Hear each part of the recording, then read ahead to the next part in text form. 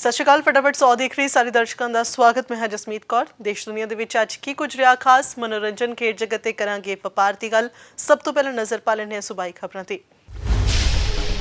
Punjab cabinet ਦੀ ਹੋਈ ਅਹਿਮ meeting ਦੇ ਵਿੱਚ ਵੱਡੇ ਫੈਸਲੇ ਲਏ ਗਏ ਨੇ, ਜਿਸ ਵਿੱਚ ਪੰਚਾਇਤਾਂ ਦੇ ਬਿਜਲੀ ਬਿੱਲ ਮੁਆਫ ਕਰਨ ਬਾਰੇ ਵੀ ਫੈਸਲਾ ਲਿਆ ਗਿਆ।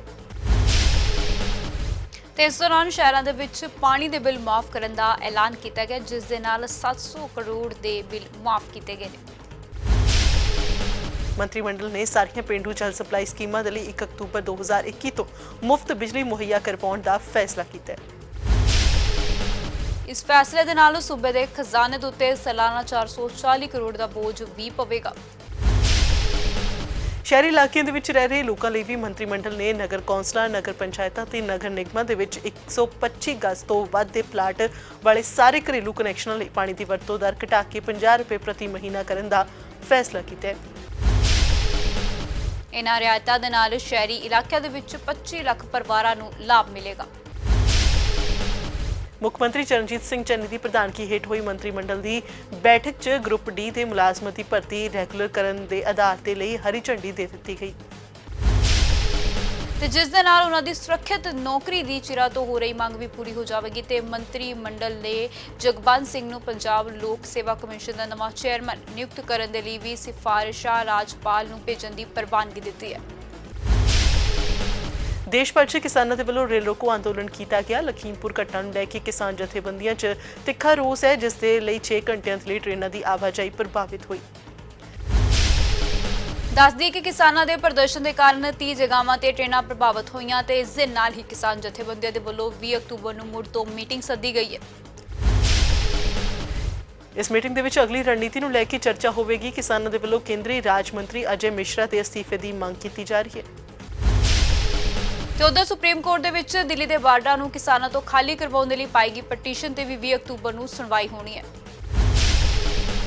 ਉੱਥੇ ਹੁਣ ਸੰਯੁਕਤ ਕਿਸਾਨ ਮੋਰਚੇ ਵੱਲੋਂ ਸਾਰੇ ਕਿਸਾਨਾਂ ਨੂੰ 20 ਅਕਤੂਬਰ ਤੋਂ ਪਹਿਲਾਂ ਦਿੱਲੀ ਦੇ ਵੱਖ-ਵੱਖ ਬਾਰਡਰਾਂ ਤੇ ਪੁੱਜਣ ਦੀ ਅਪੀਲ ਕੀਤੀ ਗਈ ਹੈ। ਤੇ ਕਿਸਾਨ ਆਗੂ ਡਾਕਟਰ ਦਰਸ਼ਨਪਾਲ ਨੇ ਵੱਖ-ਵੱਖ ਸੂਬਿਆਂ ਦੇ ਕਿਸਾਨਾਂ ਨੂੰ ਜ਼ਿਆਦਾ ਤੋਂ ਜ਼ਿਆਦਾ ਗਿਣਤੀ ਦੇ ਵਿੱਚ ਦਿੱਲੀ ਦੀਆਂ ਸਰਹੱਦਾਂ ਤੇ ਪਹੁੰਚਣ ਦੀ ਅਪੀਲ ਕੀਤੀ ਹੈ। ਸਾਬਕਾ ਕੈਬਨਿਟ ਮੰਤਰੀ ਨਵਜੋਤ ਕੌਰ ਸਿੱਧੂ ਨੇ ਅੰਮ੍ਰਿਤਸਰ ਦੇ ਵਿੱਚ ਪ੍ਰੈਸ ਕਾਨਫਰੰਸ ਕੀਤੀ, ਜਿਸ ਦੌਰਾਨ ਉਹਨਾਂ ਨਵਜੋਤ ਸਿੰਘ ਸਿੱਧੂ ਦੇ 13 ਨੁਕਾਤੀ ਏਜੰਡੇ ਬਾਰੇ ਕਿਹਾ ਕਿ ਪੰਜਾਬ ਸਰਕਾਰ ਉਹਨਾਂ ਦੇ ਏਜੰਡੇ ਤੇ ਚਰਚਾ ਕਰ ਰਹੀ ਹੈ।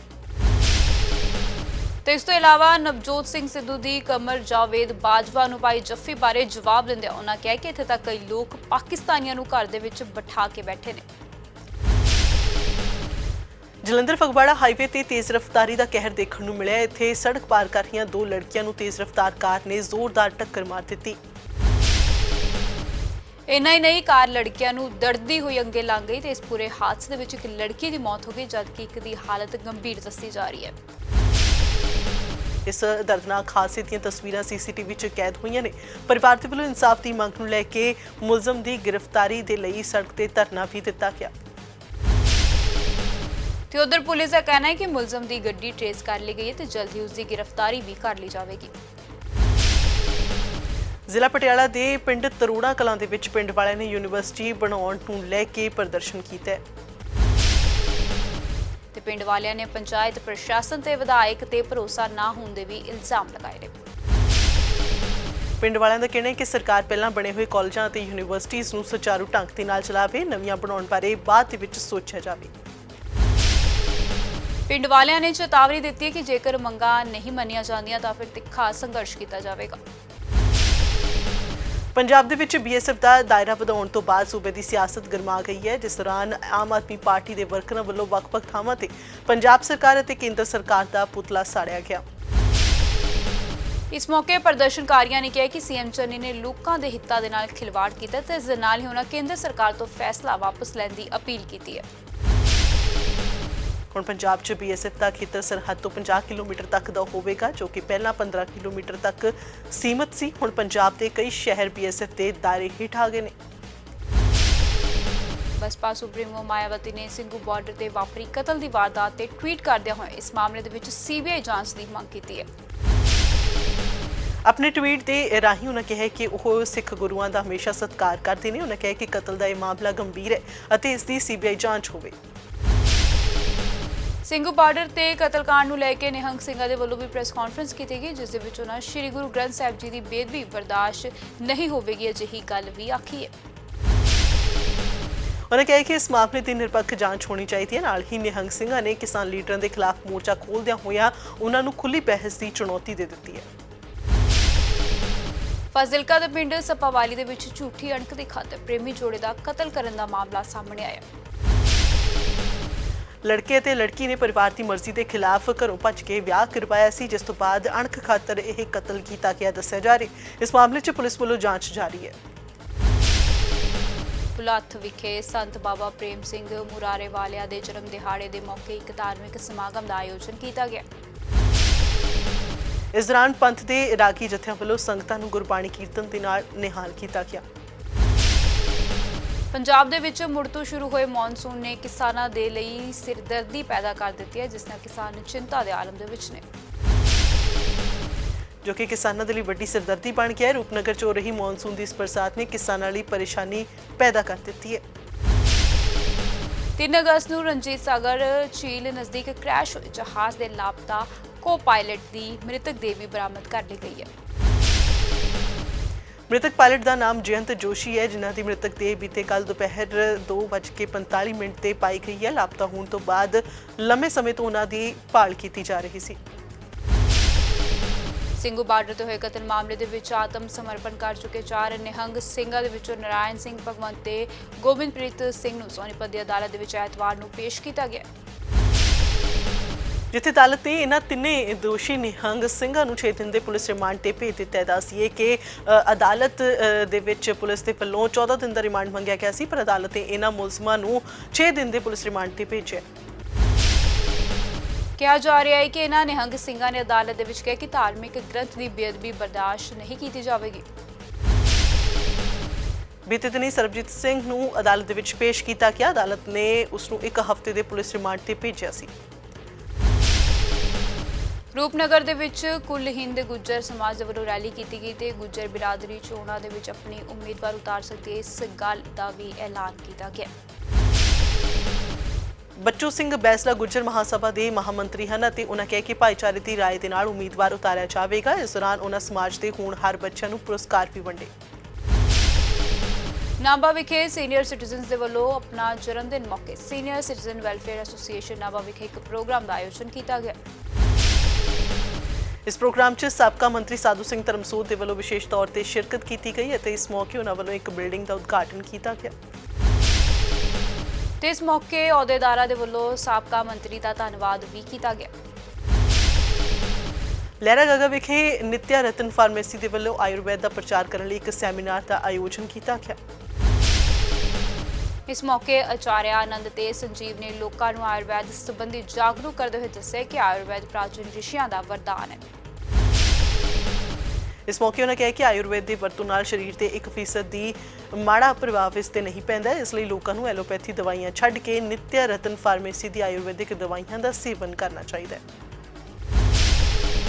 ਲੁਧਿਆਣਾ ਵਿਖੇ ਭਗਵਾਨ ਵਾਲਮੀਕੀ ਜੀ ਦੇ ਪ੍ਰਗਟ ਦਿਵਸ ਨੂੰ ਬੜੇ ਉਤਸ਼ਾਹ ਦੇ ਨਾਲ ਮਨਾਇਆ ਗਿਆ। ਇਸ ਦੀ ਅਗਵਾਈ ਬਾਬਾ ਸਾਹਿਬ ਦਲਿਤ ਫੋਰਸ, ਭਾਰਤੀ ਵਾਲਮੀਕੀ ਆਦਿ ਧਰਮ ਸਮਾਜ ਅਤੇ ਸਮੂਹ ਵਾਲਮੀਕੀ ਭਾਰਤੀ ਏਕਤਾ ਮੰਚ ਵੱਲੋਂ ਕੀਤੀ ਗਈ ਤੇ ਇਸ ਮੌਕੇ ਸੰਗਤਾਂ ਨੇ ਵੱਧ ਚੜ੍ਹ ਕੇ ਹਿੱਸਾ ਲਿਆ ਤੇ ਇਸ ਦੌਰਾਨ ਵਿਧਾਇਕ ਸੁਰਿੰਦਰ ਡਾਬਰ ਵੀ ਮੌਜੂਦ ਰਹੇ।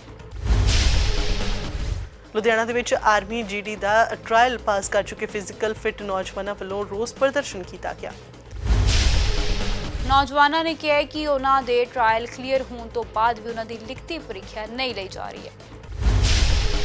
ਉਹਨਾਂ ਕਿਹਾ ਕਿ ਹਰ ਮਹੀਨੇ ਪ੍ਰੀਖਿਆ ਨੂੰ ਮੁਲਤਵੀ ਕਰ ਦਿੱਤਾ ਜਾਂਦਾ ਹੈ, ਜਿਸ ਕਰਕੇ ਵਿਦਿਆਰਥੀ ਪਰੇਸ਼ਾਨ ਹੋ ਰਹੇ ਨੇ। ਉਹਨਾਂ ਕਿਹਾ ਕਿ ਮਾਨਸਿਕ ਤੌਰ ਤੇ ਪਰੇਸ਼ਾਨ ਹੋ ਕੇ ਕਈ ਨੌਜਵਾਨ ਖੁਦਕੁਸ਼ੀ ਵੀ ਕਰ ਚੁੱਕੇ ਨੇ। ਪੰਜਾਬ 'ਚ ਝੋਨੇ ਦੀ ਫਸਲ ਪੱਕ ਕੇ ਤਿਆਰ ਹੈ ਤੇ ਝੋਨੇ ਦੀ ਫਸਲ ਦੀ ਕਟਾਈ ਸ਼ੁਰੂ ਹੋ ਚੁੱਕੀ ਹੈ। ਕਿਸਾਨ ਮੰਡੀਆਂ ਦੇ ਵਿੱਚ ਆਪਣਾ ਝੋਨਾ ਲਿਜਾ ਰਹੇ ਨੇ, ਪਰ ਪਿਛਲੇ ਕੁਝ ਸਮੇਂ ਦੌਰਾਨ ਪੰਜਾਬ ਦਾ ਮੌਸਮ ਖਰਾਬ ਚੱਲ ਰਿਹਾ ਹੈ, ਜਿਸ ਕਾਰਨ ਜਿੱਥੇ ਕਿਸਾਨਾਂ ਦੀ ਚਿੰਤਾ ਵੱਧ ਗਈ, ਉੱਥੇ ਹੀ ਝੋਨੇ ਦੀ ਕਟਾਈ ਕਰਨ ਵਾਲੇ ਕੰਬਾਈਨਾਂ ਦੇ ਮਾਲਕ ਵੀ ਚਿੰਤਾ ਦੇ ਵਿੱਚ ਡੁੱਬ ਗਏ ਨੇ। ਮੌਸਮ ਖਰਾਬ ਹੋਣ ਕਰਕੇ ਉਹਨਾਂ ਦਾ ਕੰਮ ਰੁਕ ਗਿਆ ਹੈ ਤੇ ਉਹਨਾਂ ਦਾ ਕਾਫੀ ਨੁਕਸਾਨ ਹੋ ਰਿਹਾ ਹੈ। ਰਾਏਕੋਟ ਵਿਖੇ ਕਾਂਗਰਸੀ ਵਰਕਰਾਂ ਦੇ ਵੱਲੋਂ ਮੀਟਿੰਗ ਕੀਤੀ ਗਈ, ਜਿਸ ਦੀ ਅਗਵਾਈ ਹਲਕਾ ਇੰਚਾਰਜ ਦੇ ਵੱਲੋਂ ਕੀਤੀ ਗਈ। ਇਸ ਦੌਰਾਨ ਲੁਧਿਆਣਾ ਦੇ ਵਿੱਚ ਯੂਥ ਕਾਂਗਰਸ ਪਾਰਟੀ ਦੇ ਪ੍ਰਚਾਰ ਪ੍ਰਸਾਰ ਨੂੰ ਤੇਜ਼ ਕਰਨ ਦੇ ਲਈ ਵੱਖ-ਵੱਖ ਪੱਧਰ ਤੇ ਨਵੇਂ ਅਹੁਦੇਦਾਰਾਂ ਦੀ ਨਿਯੁਕਤੀ ਕੀਤੀ ਗਈ ਹੈ।